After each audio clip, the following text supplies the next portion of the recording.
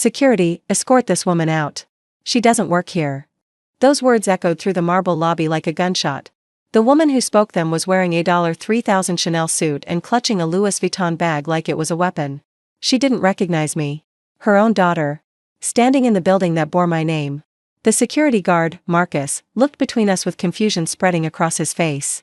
He'd worked for me for 4 years. He knew exactly who I was. But my mother, Patricia Morrison, had no idea she was about to destroy herself in front of 47 employees. 7 years. That's how long it had been since I'd seen her face. 7 years since she looked me in the eyes and said the words that still burned in my memory like acid. But let me start from the beginning. I was 22 years old when my family decided I was worthless. Fresh out of college with a business degree and dreams bigger than the small Texas town we lived in. My older sister, Vanessa, had just announced her engagement to Bradley Whitmore III, heir to a regional banking fortune. Suddenly, I became invisible. "We need to talk about the wedding budget," my mother announced at dinner one evening. She was glowing with excitement, her eyes fixed on Vanessa like she was the second coming of Christ. "Your father and I have decided to use your college fund for the reception venue." I nearly choked on my water. My college fund? I already graduated. That money was supposed to help me start my business. My father, Richard Morrison, didn't even look up from his steak. "Brooke, let's be realistic. You're not entrepreneur material. Vanessa's wedding is an investment in this family's future. The Whitmores are connected. This marriage will open doors for all of us." "All of us?" I laughed bitterly. "You mean all of you?" Vanessa rolled her eyes, her diamond engagement ring catching the light. "Don't be dramatic, Brooke. You can start your little business later.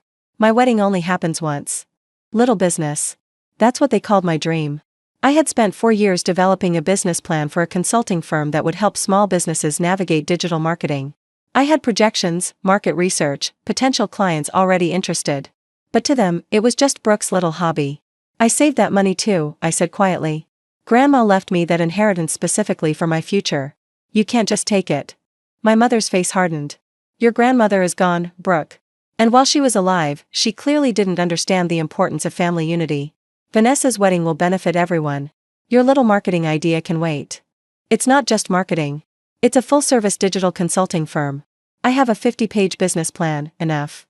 My father's voice cut through the room like a blade. "The decision is made. If you can't support your sister's happiness, maybe you should reconsider your place in this family." I stared at him, waiting for someone, anyone, to defend me. My mother examined her manicure. Vanessa smirked into her wine glass. The silence was deafening. "Fine," I said, standing up so fast my chair scraped against the hardwood floor. "If that's how you feel, then I'll remove myself from the equation entirely." "Brooke, don't be ridiculous," my mother started. "You made your choice crystal clear. Vanessa is the golden child. I'm just the backup daughter you keep around for appearances. Well, I'm done being your afterthought." I walked out that night with 2 suitcases and $847 in my checking account. My grandmother's inheritance, $75,000 that was supposed to be mine, had already been transferred to the wedding fund. I had nothing. No. That's not true. I had something they could never take from me, my determination to prove them wrong. The first 2 years were brutal. I moved to Austin with nothing but my degree and my business plan. I slept on a friend's couch for 3 months while working 2 jobs, waitressing during the day and freelance social media management at night. Every penny I didn't spend on rent or ramen went into a savings account labeled Revenge Fund. I know that sounds petty. But sometimes pettiness is the fuel that keeps you going when everything else fails. No. I landed my first real client by accident. The owner of a struggling barbecue restaurant sat at my table one night, complaining about how his competitor across the street was stealing all his business with their Instagram presence. I offered to help for free, just to build my portfolio. Within 3 months, his revenue had increased by 40%. He told everyone he knew. Word spread. By year 3, Morrison Digital Consulting had 7 employees and an office in downtown Austin. Yes, I kept my last name. I wanted to prove that a Morrison could build something without handouts, without connections, without the precious Whitmore family opening doors. By year 5, we had expanded to Houston and Dallas. I was featured in Austin Business Journal as one of the top entrepreneurs under 30. By year 7, Morrison Digital Consulting had become Morrison Enterprises, a full-service business consulting firm with 200 employees, offices in 5 states, and a client list that included 3 Fortune 500 companies. Our annual revenue had crossed $50 million. I had done it. Without them. Without a single dollar of support or a single word of encouragement. And they had no idea. I had deliberately stayed out of family-focused media. I used my first name, B. Morrison, in most press coverage. I declined interviews that wanted personal background stories. I kept my social media private. I wanted my success to speak for itself, not to become ammunition in family drama. But I always knew there would come a day when our paths would cross again. I just didn't expect it to happen like this. The morning my mother walked into Morrison Enterprises' flagship building in Austin, I was coming back from a client breakfast meeting. I had dressed down that day, jeans, a simple white blouse, minimal makeup. I looked nothing like the polished executives in their power suits hurrying through the lobby. I noticed her before she noticed me. She was standing at the reception desk, speaking in that haughty tone I remembered so well. Beside her was Vanessa, looking considerably less radiant than she had 7 years ago. The designer clothes were the same, but there was a tightness around her eyes, a tension in her jaw that suggested things weren't going as perfectly as planned. "We have an appointment with B. Morrison," my mother was saying to the receptionist, Jade, who was handling the situation with admirable professionalism. "We're potential investors. The Morrison Group is interested in a partnership." I nearly laughed out loud. The Morrison Group. My father's company. The same company that had been struggling for years because they refused to adapt to digital marketing, the very thing I had tried to tell them about 7 years ago. I had done my research. I knew the Morrison Group was hemorrhaging money. Their traditional advertising model was obsolete. They had lost 3 major clients in the past year alone. They needed help, the exact kind of help I specialized in providing. The irony was so thick I could taste it. I was about to approach the desk when my mother turned and spotted me standing near the elevator.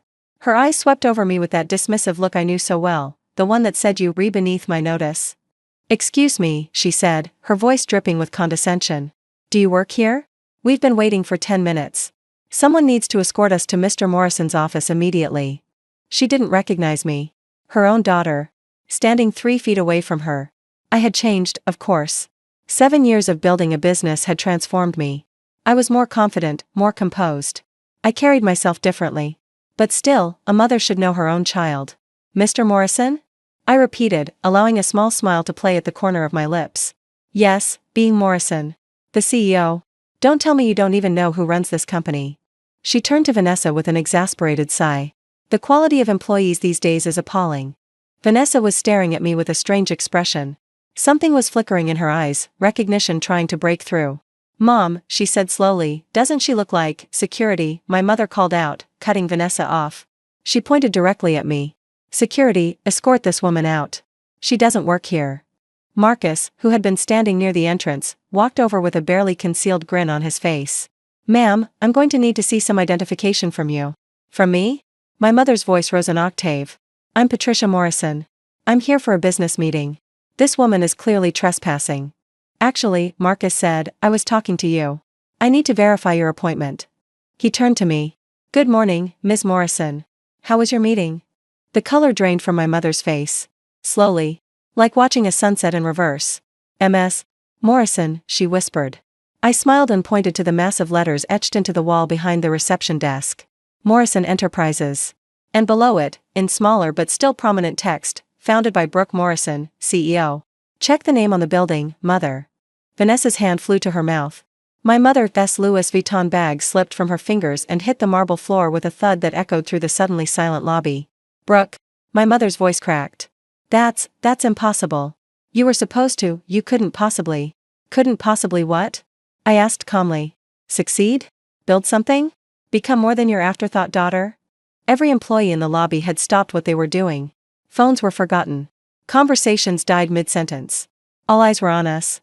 "This is a mistake," my mother said, her composure cracking further. "This can't be your company. You didn't have any money. You didn't have any connections. I didn't have your support," I finished for her. "You're right. I didn't.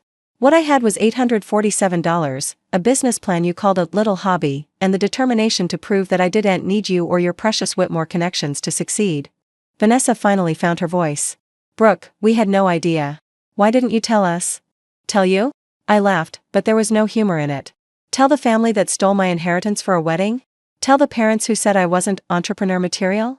Tell the sister who called my dream a little business?" I shook my head. "You made it very clear that my success would be inconvenient for your narrative. So I built it without you." My mother was trembling now. "Brooke, sweetheart, we're family. We can explain everything. Your father, the Morrison Group, we need your help." And there it was. The real reason they were here. "I know exactly why you're here," I said. The Morrison Group is failing. You've lost $12 million in the past 2 years. Your biggest clients are jumping ship because you refuse to modernize. You need a digital consulting firm to save you, and you heard B. Morrison was the best in the state. I paused, letting the words sink in. You just didn't realize B. Morrison was the daughter you threw away. My mother's face cycled through emotions, shock, shame, and then something uglier. Calculation. Brooke, this is perfect. Don't you see? We're family. We can merge the companies. Morrison and Morrison, it's destiny. Destiny? I stepped closer to her, lowering my voice so only she and Vanessa could hear. Let me tell you about destiny, mother. Destiny is sleeping on a friend's couch for 3 months because your family stole your future. Destiny is working 18-hour days while your sister posted photos from her honeymoon in Bali, a honeymoon paid for with my inheritance. Destiny is building a $50 million company from nothing while the people who were supposed to believe in me never even bothered to Google my name. Brooke, please, Vanessa started. How's Bradley, by the way? I asked sweetly. I heard the Whitmore fortune wasn't as solid as advertised. Gambling debts, wasn't it? And the divorce was finalized 6 months ago. Strange how no one mentioned the Whitmores opening doors for the family after all. Vanessa's face went white. How did you? I'm a business consultant, Vanessa. Information is my currency. I've known about every setback, every failure, every desperate attempt to keep up appearances. I just didn't care enough to interfere. My mother grabbed my arm. Brooke, you have to help us. Your father is devastated. He knows he made mistakes. We all do. But you can't just let the family business fail. I gently removed her hand from my arm. The family business? You mean the business that was too important to waste resources on my little hobby?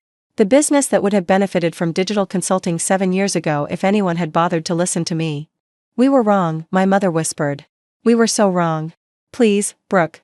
I'm begging you. I looked at her, really looked at her. The woman who had dismissed my dreams. The woman who had chosen a wedding venue over her daughter's future. The woman who, 5 minutes ago, had tried to have me thrown out of my own building. Do you remember what you said to me the night I left? I asked quietly. When I told you that taking my inheritance was wrong. She shook her head, tears forming in her eyes. You said, if you can't support your family's decisions, then maybe you should handle your problems on your own. Those were your exact words. Handle your problems on your own. I straightened my shoulders and looked her directly in the eyes. So that's exactly what I did. And now, I'm going to give you the same advice you gave me. Handle your problems on your own. Brooke, please. Marcus, I called out, please escort these ladies out. They don't have an appointment. Marcus stepped forward with professional courtesy. Ma'am, if you'll come with me. My mother stood frozen, tears streaming down her face. Vanessa was staring at me like she was seeing me for the first time. Maybe she was. You can't do this, my mother said, her voice barely above a whisper. We're your family. No, I replied, my voice steady and clear. You're strangers who happen to share my DNA. My family is the team of 200 people who believed in me when you didn't. My family is the mentor who gave me my first chance. My family is everyone in this building who helped me build something you said was impossible. I turned and walked toward the elevator. Behind me, I could hear my mother's sobs, Vanessa's stunned silence, and Marcus's polite but firm instructions to leave the premises.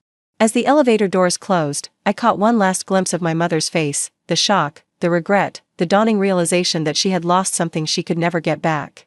The Morrison Group filed for bankruptcy 3 months later. My father had to sell their house, the house where I grew up, the house I was thrown out of, to cover their debts. My mother moved into a small apartment on the other side of town.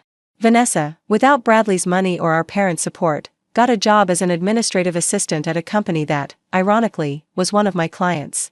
They tried to contact me several times. Emails, phone calls, letters. My father even showed up at the building once, but security turned him away. He stood outside for an hour, looking up at the Morrison Enterprises sign, before finally walking away. I watched from my office on the top floor. I won't pretend it didn't hurt. I won't pretend there wasn't a part of me that wanted to run downstairs and tell him everything was forgiven. But forgiveness isn't something you give to people who only want it because they need something from you. Forgiveness is earned through genuine remorse and changed behavior, not through desperation when the consequences of cruelty finally catch up. 6 months after that day in the lobby, I was featured on the cover of Forbes. The self-made millionaire who built an empire on rejection. The article told the whole story, the stolen inheritance, the family that didn't believe in me, the 7 years of silent success. My mother saw it. I know because she sent me one final letter. I read the article. I understand now why you could never forgive us. I don't expect you to change your mind. I just wanted you to know that not a day goes by that I don't regret what we did. You were never the afterthought daughter. We were the afterthought parents who didn't deserve you. I'm proud of you, Brooke. Even if I have no right to be. I read that letter 3 times. Then I put it in a drawer and closed it. Some wounds don't heal. Some bridges, once burned, can never be rebuilt. But that's okay. Because on the other side of that bridge, I built something better. Something stronger. Something entirely my own. Today, Morrison Enterprises has 500 employees and offices in 12 states. Last quarter, we crossed $100 million in annual revenue. I've been invited to speak at Harvard Business School about entrepreneurship and resilience. And every morning, when I walk through that marble lobby, past the reception desk where my mother demanded I be thrown out, I look up at those letters on the wall. Morrison Enterprises. Founded by Brooke Morrison, CEO. That name isn't a reminder of where I came from. It's a monument to where I went. On my own terms. By my own hand. Without anyone's permission. Because the best revenge isn't proving them wrong. It's building a life so successful that their opinion no longer matters at all.